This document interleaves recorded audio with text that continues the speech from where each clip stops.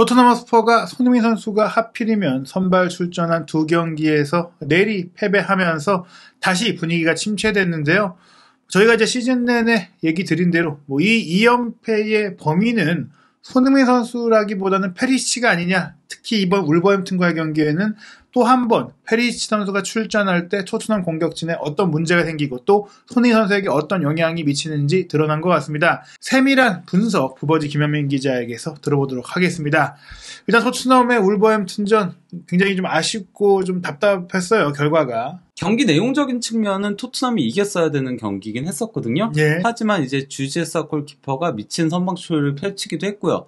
또 이제 울버햄튼이 교체 카드를 너무 잘 썼어요. 예. 그러면서 밀리는 경기 와중에도 싸가 버텨주는 가운데 교체 카드들이 이제 적중을 하면서 그러면서 1대0으로 승리를 하게 된 거죠. 예. 반면 이제 토트넘 같은 경우는 마무리가 조금 안 좋았던 부분들이 있긴 했었거든요. 예. 스텔리니 코치가 또 이번 경기까지 감독 대행으로 팀을 이끌었는데 경기 후 총평하면서 우리는 킬러 본능이 필요하다 이런 얘기를 하면서 어떻게 보면 이제 이런 부분들은 또 손흥민 선수를 지적하는 얘기로도 좀 볼 수가 있어요. 다만 근데 이 경기에서는 케인 선수도 약간은 아팠었다고 하잖아요. 예.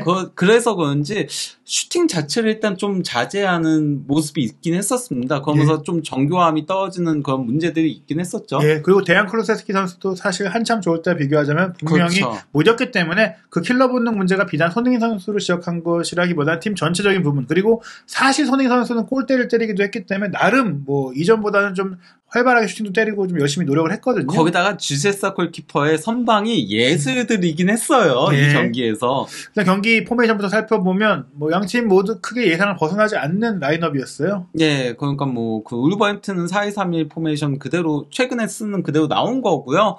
그리고 이제 토트넘 같은 경우도 항상 쓰는 3-4-2-1인데 이제 페리시치하고 손흥민 선수가 왼쪽 라인을 책임을 졌고 랑글레가 다이어 대신에 3백의 중앙에 선발 출전한 게 다소 이전과는 다른 부분이긴 했었죠. 예, 이 웨스트햄전하고 첼시전하고 토트넘이 내용과 결과 모두 잘 잡았던 그 두 경기 이길 때 손흥민 선수와 페리시치 선수가 나란히 선발에서 빠졌었거든요. 그러다가 이번 셰필드전 울버햄튼전에 손흥민 페리시치가 나란히 들어와서 지금 연패를 당한 상황인데 일단 기록적으로 봤을 때 전반전은 토트넘이 좋았어요. 완전 압도했죠. 예. 그러니까 점유율에서도 56대44로 앞섰고 그리고 토트넘이 무려 11회의 슈팅을 가져가는 동안 울버햄튼은 단 하나의 슈팅도 없었어요. 그리고 이제 코너킥에서도 3대0으로 압도를 했었고요. 심지어 빅찬스도 한 번 있었고 골대도 한 번 맞췄거든요. 근데 다만 이제 마무리가 그렇게 좋지 못했다는 걸 확인할 수 있는 게 슈팅 11회 중에 유효 슈팅이 3번밖에 없었고요. 예. 그리고 또 이제 빅찬스도 결국 골로 연결시키지 못했다는 거죠. 예, 결국에는 토트넘이 셰필드전과 비교했을 때는 그런 무기력한 패배를 당했던 건 아니고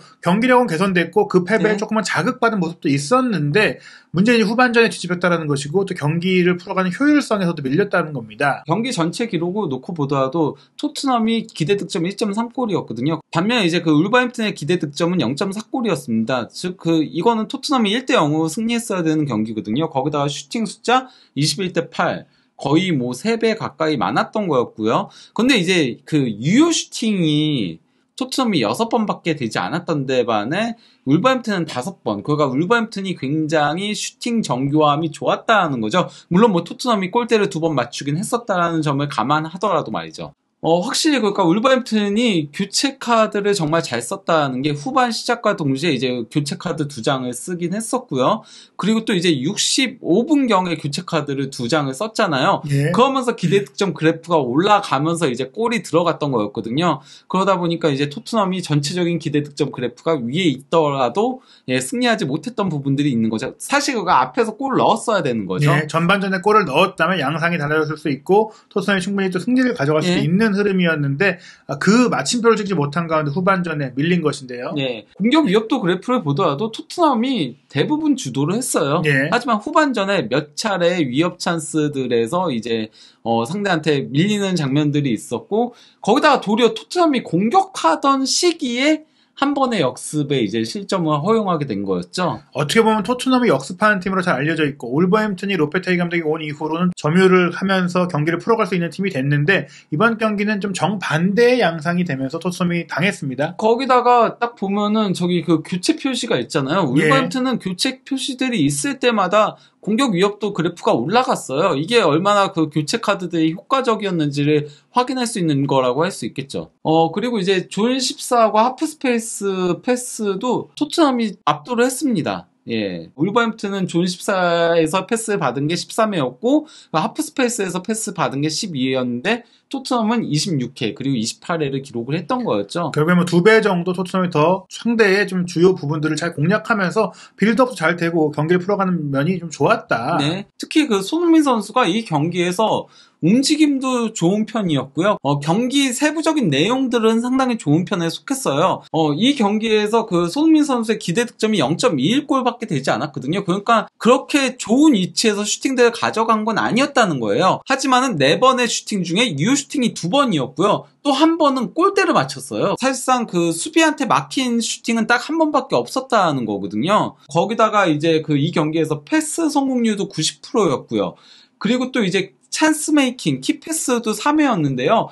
슈팅 최다, 유효 슈팅 최다, 찬스 메이킹도 최다. 무엇보다도 공격 진영으로의 패스 성공률이 91%였어요. 예. 상당히 높은 수치를 기록했고요. 크로스가 8회로 페리시치 10회에 이어서 2회였는데 이게 막 무지성 크로스를 한 게 아니고요. 손흥민 선수는 오픈 플레이에서의 크로스는 3회밖에 되지 않았어요. 즉 5회는 코너킥. 그 코너킥 전담이었기 때문에 크로스가 많이 늘어났던 거였고요. 그래프를 보시면 아시겠지만요. 기대 위협도 가장 높았었고요. 그리고 이제 위협적으로 패스를 받는 지점도 나름 상위권에 위치했었고요. 또 이제 볼을 끌고 전진하는 횟수도 최상위권에, 전진해서 볼을 받는 비율도 최상위권에 위치하고 있었습니다. 사실 뭐 이번 경기 토트넘이 중앙 지역에서 이례적으로 조금 이제 주도적인 좀 압도하는 모습 보였는데 그런 부분에 있어서 손흥민 선수가 미드필더로서의 역할도 좀 해주고 또 좁은 공간 압박 상황에서도 좀 침착하게 경기를 풀어갔던 것이 좀 효과를 준 것 같았어요. 예, 이 경기에서 손흥민 선수가 초반부터 유효 슈팅 때리고 나서 씩 웃는 장면이 나오더라고요. 예. 그거 보면서 이 경기는 좀 손흥민 선수가 컨디션이 좋구나라는 생각이 들었었고 왜냐면 최근에는 그런 모습을 보기 힘들었잖아요. 예. 그렇게 그가 위협적인 슈팅들을 계속 가져갔었는데요. 경기 시작 5분 만에 유효 슈팅을 가져갔던 거였죠. 그러니까 손흥민 선수가 볼을 끌고 하프라인 밑에서부터 위로 쭉 끌고 올라갔다가 이제 클루세스키한테 패스를 줬고 다시 리턴 패스를 받아가지고 중앙으로 접고 들어오다가 왼발 가마차기 슈팅을 가져갔는데 주제사 골키퍼가 미친 선방을 보여줬죠. 예, 손흥민 선수의 패턴을 조금 읽은 듯이 좀 이동하면서 좀 쉽게 막은 것으로 보이지만 이게 사실은 고급 골키퍼이기 때문에 예측해서 막은 것이다라고 봐야 될 것 같아요. 예, 그리고 이제 47분경에 손흥민 선수가 골을 넣을 수 있는 찬스가 있었거든요. 호이비엘의 패스를 케인이 그대로 이제 패스를 찔러줬고 이걸 이제 손흥민 선수가 박스 안으로 볼을 끌고 들어와가지고 슈팅 가져간 게 태클 들어온 도슨 다리를 스치고서는 골대를 강타했습니다. 예, 사실 뭐 들어가는 거 아닌가 싶었던 장면에서 아쉽게 크로스바를 튕기고 나왔어요. 결국에는 전반 초반, 후반 초반 모두 손흥민 선수가 불꽃 같은 슈팅을 때렸다라고 볼 수 있겠는데요. 예, 60분경에는 클루세스키가 이제 볼을 끌고 가다가 이제 패스를 준 거를 포로가 횡 패스를 줬고 이를 받은 손흥민 선수가 접고서 왼발 중거리 슈팅을 가져간 게 이 역시 이제 골키퍼 선방에 막혔죠. 예, 이것도 좀 먼 거리였는데 사실 골문 구석으로 감아 들어가다 보니까 쉽게 막을 수 있는 슈팅은 아니었거든요. 예. 하지만 주제사 골키퍼가 역시 잘 포착하면서 막아낸 장면이었습니다. 예, 그리고 이제 찬스 메이킹도 상당히 잘 줬었는데요. 일단 그 19분경에 케인의 전진 패스가 오토 맞고 이제 굴절된 거를 손흥민 선수가 잘 포착해가지고 잡아서 패스를 내줬고 이걸 이제 그 클루세스키가 왼발 가마차기 슈팅을 시도했는데 이게 주제사 골키퍼가 몸을 날려가지고 막아냈었죠. 예, 사실 뭐 지난 시즌에도 뭐 울버햄튼에 오자마자 뭐 프리미어리그 최고급의 선방을 펼쳤던 주제사인데 네. 올 시즌에 조금 흔들린다는 얘기들이 있었지만 뭐 이번 경기 통해서 건재하구나 네. 그런 것들을 보여줬어요. 그 이제 41분경에 손흥민 선수가 빅찬스 메이킹을 했었거든요. 네. 그 프리킥에서 수비벽을 넘어가는 길게 이제 깊게 찔러준 거를 페리시치가 다이빙 헤딩 슈팅을 가져갔는데 이 역시 골키퍼 선방에 막혔죠. 예, 정말 궤적이 좋았기 때문에 그러니까 수비가 이제 벽을 치고 있었지만 감아 들어가니까 대응하기가 어려웠었던 네. 장면이에요. 근데 결국 손흥민 선수는 저는 이 경기에서 더 좋은 모습을 보여줄 수 있었다고 생각을 해요. 컨디션이 너무 좋았기 때문에. 예. 그런데 저는 어느 정도는 봉인됐다라고 생각하거든요. 그리고 그 봉인된 데에는 페리시치가 조금 일정 부분 작용을 했다라고 생각을 하는데요. 이게 그 패스 네트워크인 건데요. 일단 울버햄튼은 27분경 그러니까 뭐 디에고 코스타가 부상 후 교체 아웃되기 이전까지는 정말 말 그대로 일방적으로 밀리면서 수비 진영에서만 패스를 주고받는 장면들이 있었거든요. 반면에 이제 토트넘 같은 경우는 이게 1분부터 85분경까지의 패스 네트워크인데요. 보시면 아시겠지만은 페리시치가 가장 위에 있죠. 예. 케인도 이번 경기는 많이 내려와줬고 네. 또 손흥민 선수가 가운데로 와서 뭔가 풀어가려고 했는데 결국에는 문전에 슈팅할 수 있는 위치로 올라가지 못했고 심지어 클로셉스키까지도 전진하지 못한 가운데 페리시치가 윙백인데 최전방 공격수보다 높다. 네, 거기다가 패스를 준 거는 벤 데이비스한테만 준다. 그렇죠. 그러니까 이제 3톱 공격수에게 공 배급이 안 됐다. 네. 사실 웨스트햄전, 첼시전 토트넘이 좋았던 플레이에 가장 큰 저수적인 노림수가 벤 데이비스를 왼쪽 윙백으로 두고 이 선수가 미드필더와 같은 역할을 하면서 기여한 것인데 페리시치가 왼쪽 윙백으로 가니까 역시 공격과 수비가 따로 노는 현상이 벌어졌어요. 이게 뭔가 그 5번 이상 패스를 했을 때 이제 화살표 표시가 되는 거거든요. 예. 다른 선수들한테는 5번 이상의 패스를 공급해주지 못한 겁니다. 예, 결국 페리시치는 혼자 놀았다라고 볼 수 있겠는데 예. 이 경기에서도 결국 페리시치 선수가 손흥민 선수한테 패스를 준 거는 한 번밖에 없어요. 예. 반면에 손흥민 선수는 그래도 페리시치한테 5번의 패스를 주면서 어떻게든 기회를 주려고 한 거거든요. 특히 저기 빅찬스 준 거 있는 예. 거죠. 예. 근데 지난 셰필드전도 마찬가지였거든요. 지난 셰필드전에도 페리시치가 손흥민 선수한테 패스 준 거는 단 한 번밖에 없었어요. 반면 이제 해당 경기에서는 손흥민 선수도 솔직히 좀 부진했어요. 예. 셰필드전은. 예. 그래서 패스 자체가 적긴 했었는데 그래도 페리시치한테는 가장 많은 오웨이 패스를 줬습니다. 예, 사실 이전에는 손흥민 선수도 페리시치에게 좀 패스를 안 주는 그런 장면들이나 기록들이 있었는데 최근 들어서는 이제 페리시치를 함께 살려보자라는 느낌을 손흥민 선수도 갖고 있는지 네. 뭔가 주고받고 하려고 하는데 주긴 주는데 공이 안 와. 네. 이런 상황이 되고 있는데요. 그 문제는 역시 페리시치의 스타일 때문이 아닌가 싶어요. 예, 그러니까 페리시치는 이거는 뭐 스카우트 H에서도 얘기했었지만요. 팝포스트로 항상 보내는 크로스를 시도를 하는 유형이거든요. 그걸 네. 즐겨 해요. 그러다 보니까 셰필드전에도 뭐 다 길게 넘기는 크로스 형태였던 거였고요. 이번 경기에서도 다 길게 넘기는 크로스 형태였는데 성공한 게 2번이거든요. 네. 저 초록색이 성공한 건데 한 번은 코너킥에서 짧게 준 거. 네. 그거 외에는 성공하지도 못하는데 길게 넘기는 거예요. 예, 사실 컷백을 한번 한 적도 있는데 어림없이 아무도 없는 네. 곳으로 줬기 때문에 이 선수가 컷백은 감각이 없구나. 네. 짧게 근거리를 주는 패스는 센스가 없구나. 뭐 이런 네. 느낌이 들 정도로 패스가 좀 부정확하더라고요. 이로 인해 이제 발생하는 현상이 있는 건데요.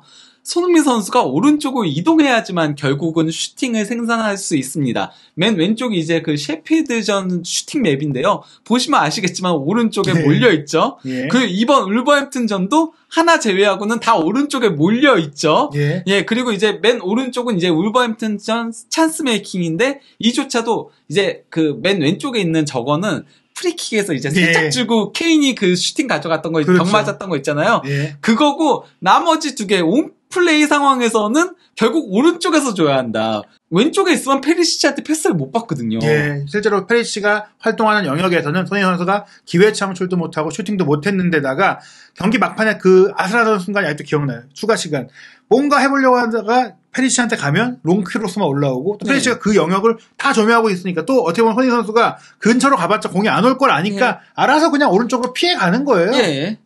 그러다 보니까 이제 원래 토트넘은 왼쪽 측면 공격 비율이 더 많은 팀이에요. 예. 예, 그 지난 시즌에도 손흥민 선수 위주로 플레이를 하면서 왼쪽 측면 공격 비율이 높았었는데, 손흥민 선수까지 이제는 오른쪽으로 가게 되다 보니까 페리시치로 인해서, 셰필드전도 오른쪽 측면 공격 비율이 40.6%로 가장 높았었고요. 예. 이번 울버햄튼전도 왼쪽 공격 비율이 가장 떨어지는 거예요. 예, 손흥민 선수가 중앙 혹은 오른쪽으로 예. 이동해서 거기서 경기를 풀어갔기 때문에 중앙과 오른쪽 공격 비율이 높아진 것이죠. 막상 페리시치가 왼쪽에서 공을 잡더라도 거기서 뭔가 이루어지는 게 없기 때문에 이런 상황이 된다. 결국에는 토트넘의 공격은 손흥민이 있는 왼쪽을 기반으로 잘 살아났었는데 지금 그게 다 죽었다는 얘기입니다. 예. 그리고 손흥민이 오른쪽에서 뛰고 있다는 거죠. 예. 왼쪽으로 나오지만은. 예, 어제 뭐 이게 동선 정리로도 볼 수 있지만 정리된 거라기보다 손흥민 선수가 알아서 그냥 오른쪽으로 간 거 아니냐. 예. 이렇게 봐야 될 것 같아요. 답답하니까 내가 예. 이동한다. 가야 공이 오니까. 네. 그 득점 찬스 패스 그래프인 건데요. 일반적으로는 온플레이 상황으로 이 그래프를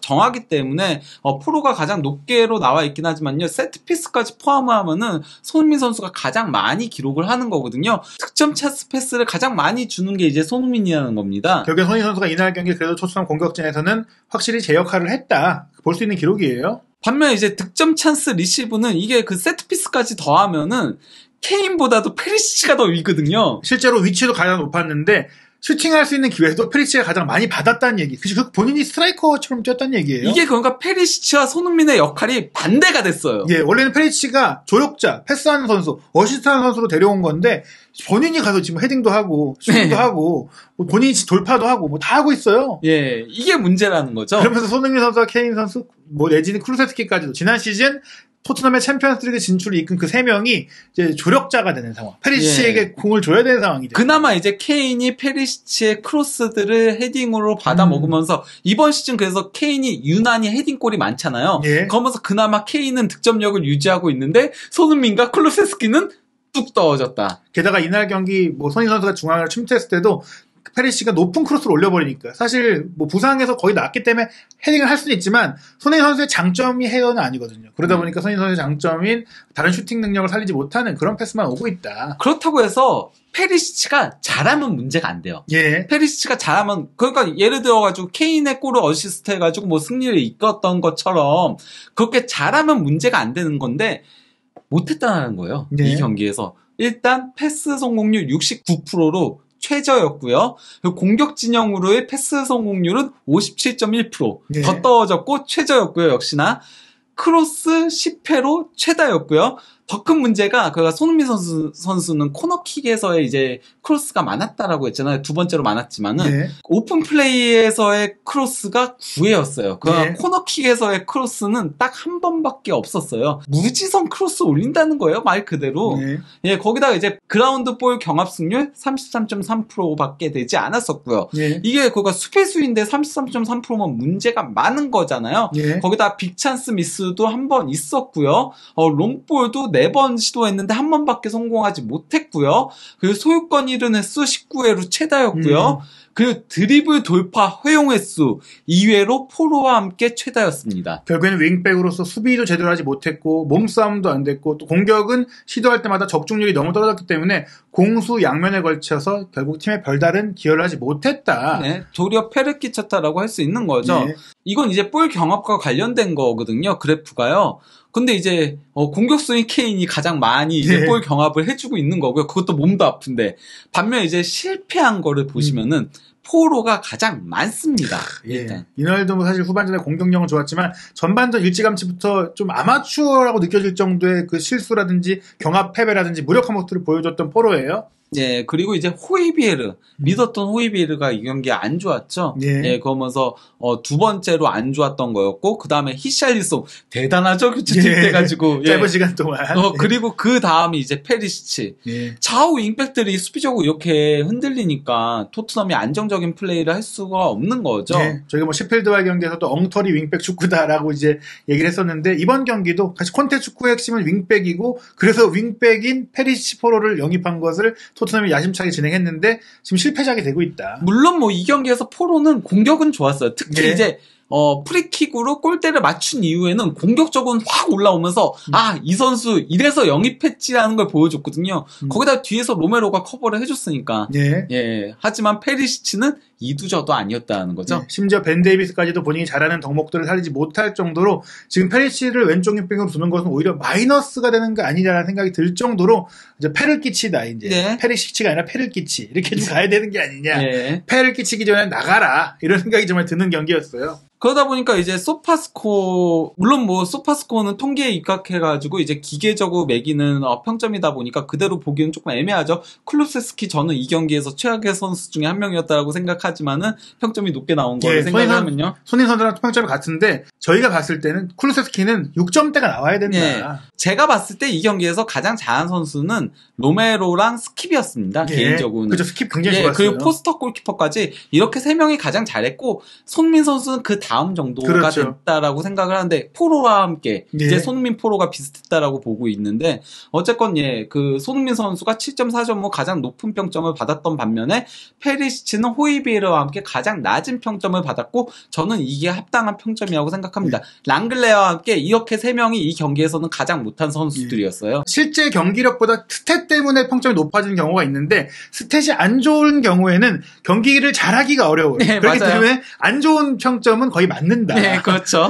그러다 보니까 이제 풋볼 런던 같은 경우도 일단 뭐 랑글레와 클루세스키에게 당연히 평점 5점으로 가장 낮은 평점을 줬고 왜냐면 랑글레는 실점 장면에서도 뚫렸잖아요. 그렇죠. 예. 그 히메네스한테 뚫리면서 슈팅 허용해가지고 이제 그 다음에 아다마가 골을 넣게 된 거였으니까 당연히 거기에 실수도 있어서 5점인 거고 클루세스키도 이 경기에서 굉장히 안 좋았다라고 했잖아요. 그래서 5점인데 페리시치 역시 5점으로 가장 낮은 평점을 받았거든요. 뭐라고 평가를 했냐면요. 전반 막판 헤딩 슈팅을 가져갔으나 주제사 골키퍼의 선방에 막혔다.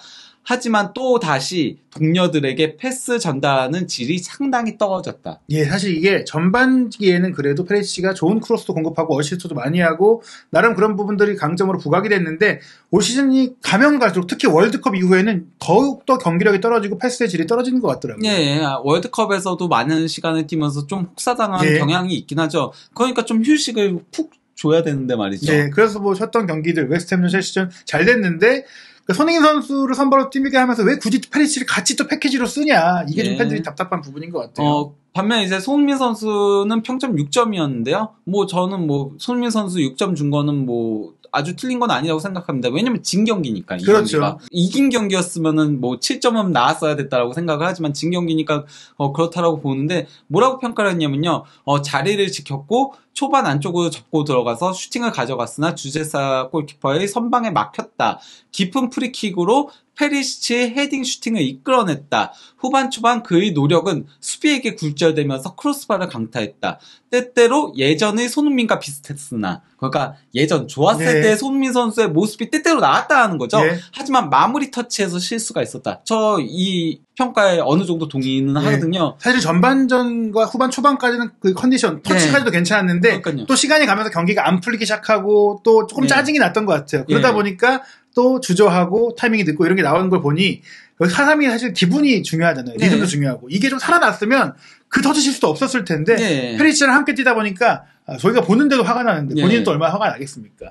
사실 그러니까 그 셰필드전은 손흥민 선수 자체도 조금 못했었기 때문에 뭐 누구한테 뭐라고 하기는 조금 애매한 부분이 있었는데 이번 경기는 손흥민 선수가 좋은 모습을 보여줬는데도 페리시치가 거기에 맞춰주지 못하다 보니까 굉장히 안타까웠던 경기였다라고 할 수 있겠는데요. 네. 사실 웨스트햄전, 첼시전 이길 때 손흥민, 페리시치 나란히 뺐었고 사실 페리시치가 빠진 것보다는 손흥민 선수가 지금까지 토트넘에서 이미 존재감이 컸기 때문에 그 부분에 포커스가 많이 맞춰졌었거든요. 네. 그러다가 셰필드와의 경기를 지고 나니까 일부 조금 몰지각한 토트넘 팬들이 손흥민 6주 동안 벤치에 놔둬야 된다, 못 뛰게 해야 된다 이런 얘기를 했었고 또 이번 경기도 패하게 됐는데 제 개인적인 생각으로는 뭐 셰필드전을 떠나서 이번 wolves전을 통해 분명히 드러난 건 손흥민 선수의 문제라기보단 손흥민 선수가 페리시치와 안 맞기 때문에 하필이면 왜 로테이션을 해도 이걸 세트로 가져가느냐 좀 이게 좀 분통이 서집니다. 거기다가 그런 얘기를 만약에 토트넘 팬들이 하려면요 히샬리송이라던가 클롭세스키라던가 단주마라던가 이런 선수들이 잘해줘야지 그런 얘기가 나올 수 있어요. 그렇죠. 근데 문제는 히샬리송 더 못하고 있죠. 클롭세스키 이번 경기에서도 확인했지만은 현재 폼이 많이 떨어진 상태죠. 부상 이후에 계속 떨어져 있는 상태죠. 단주마 아예 안 쓰고 있죠. 그러면은 당연히 손민 선수는 기본적으로 깔고 가야 되는 거 아닌가 싶긴 하거든요. 물론 손민 선수도 지금 컨디션이 많이 내려온 건 맞아요. 그러니까 지난 시즌과 비교하면은 지난 시즌에 폼이 안 나오고 있는 건 맞는데 이번 경기는 그래도 선발로 나온 최근 경기들 중에서는 가장 좋았었거든요. 그러면서 사실 전 팬들의 이런 반응도 봤어요. 이전 경기들 손흥민 선수 대신 히샬리송 나와서 잘했다고 했는데 만약에 너희들이 손흥민 선수가 나와서 히샬리송처럼 경기했다면 너네 칭찬했겠냐. 손흥민 잡아먹으려고 했을 것이다. 히샬리송은 낮은 기대치에 비해 잘한 거고 손흥민 선수는 기대치가 높으니까 이런 정도 평가를 받는 것이다. 결국은 성적이 좌우를 많이 하기 마련이에요. 토트넘이 지금 셰필드전 패배에 이어서 울브스전 패배까지 FA컵, 프리미어리그 다 지으면서 분위기가 많이 꺾였는데요. 정말 벼랑 끝인 것 같습니다. AC밀란과 UEFA 챔피언스리그 16강 2차전 반드시 무조건 이겨야만 하는 경기인데 3월 9일 목요일 새벽 5시에 킥오프하거든요. 이 경기는 분명히 이제 선발 전략의 변화가 필요하다고 생각이 들어요. 저는 개인적으로 손흥민, 페리시치를 좀 따로 시간을 좀 별개로 해서 뛰게 했으면 어땠을까 생각이 드는데 어떻게 보시나요? 저도 뭐 그런 모습을 보고 싶은데 현재 어떻게 나올지 모르겠어요. 왜냐면은 결국은 그러니까 감독들도 그런 거 생각할 수밖에 없게 되거든요. 예. 그러니까 뭐 선발 조합으로 이렇게 나왔는데 잘 됐었는데 이렇게 나오면은 패한다 하면은 그러면 결국은 승리했던 조합으로 갈 가능성이 높기 때문에 그래서 저는 다음 경기는 히샬리송과 그렇게 나올 가능성도 있지 않을까라는 생각이 들어서 조금 저는 좀 멀리 있었으면 좋겠어요. 저도 손흥민, 벤 데이비스로 가보고 히샬리송, 페리시치로 한번 또 가봐라. 그리고 히샬리송이 그나마 손흥민 선수보다는 헤딩 잘하니까 그 조합으로 해. 왜 자꾸 손흥민, 페리시치를 붙이냐. 그리고 그럴 거면은 히샬리송은 오른쪽에 써라. 그러니까 그 헤딩하게. 네. 어찌됐거나 요 자세한 밀란전 전망이나 또 경기에 대한 분석들 다음 영상 또 준비하고 있으니까요. 한준TV를 통해 토트넘의 문제 그리고 손흥민 선수를 살리기 위한 방안은 무엇인지 새로운 영상들 구독, 좋아요, 알림 설정을 통해 놓치지 않으시기 바랍니다.